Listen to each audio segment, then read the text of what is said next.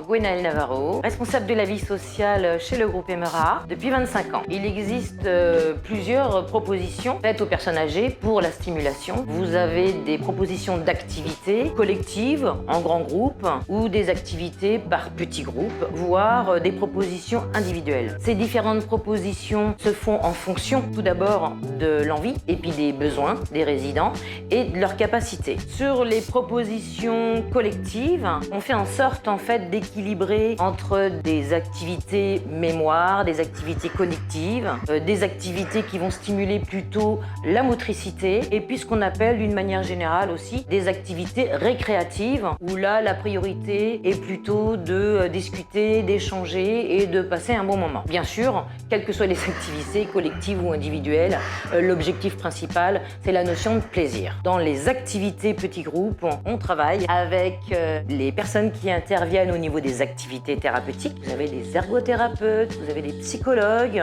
et d'autres corps de métier, les aides-soignants également, qui mettent en place des activités par petits groupes pour répondre à des besoins spécifiques. Les activités de petits groupes, bien sûr, elles sont différentes en fonction des personnes qui interviennent, de leurs compétences, de leurs qualifications, mais également et surtout en fonction de la demande. Vous pouvez y trouver, ça peut être de l'ordre de la lecture du journal, pour pouvoir rester citoyen. Ça peut être d'ordre des jeux de société par petits groupes, mais également plus individuels, comme dans certaines résidences, des balnéos. Ça peut être également de la médiation animale. Enfin, il y a tout un tas de petites activités qui répondent à ces envies, ces besoins différents. Chez Emera, vous allez trouver également des manifestations liées au calendrier. L'intérêt, effectivement, c'est de leur donner un repère dans le temps, mais l'intérêt aussi, c'est de pouvoir mettre en place des événements festifs qui regroupent en fait à peu près tous les résidents, en tout cas beaucoup de résidents,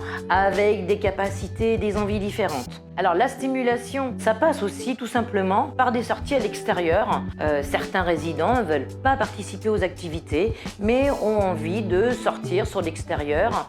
L'idée est là aussi de maintenir un lien sur l'extérieur. C'est pas parce qu'on est en maison de retraite qu'on est entre quatre murs et qu'on sort plus. On part de ce qu'ils veulent, on part de leurs propos, mais également de leur famille, mais également de ce qu'ils évoquent tout au long de leur séjour, au quotidien. Et puis enfin, il y a les commissions animation, 3 par an, ce qui n'enlève pas les échanges au quotidien, bien évidemment, mais ce qui permet de cibler un peu, notamment sur les journées à thème, les repas à thème, qui sont de l'ordre de 7 par an. Et donc pour cibler vraiment qu'est-ce qu'ils veulent comme type d'intervention, comme type de spectacle, et comment intégrer tout ça avec l'équipe. On va toujours trouver un sens lié à un événement calendaire, lié à une manifestation, à une thématique, que ça soit même sur les activités motricité, les objectifs sont spécifiques, revaloriser l'estime de soi, travailler la motricité douce. On va toujours chercher à répondre à des objectifs qui peuvent être communs au groupe, mais qui peuvent être plus individuels, comme l'estime de soi par exemple.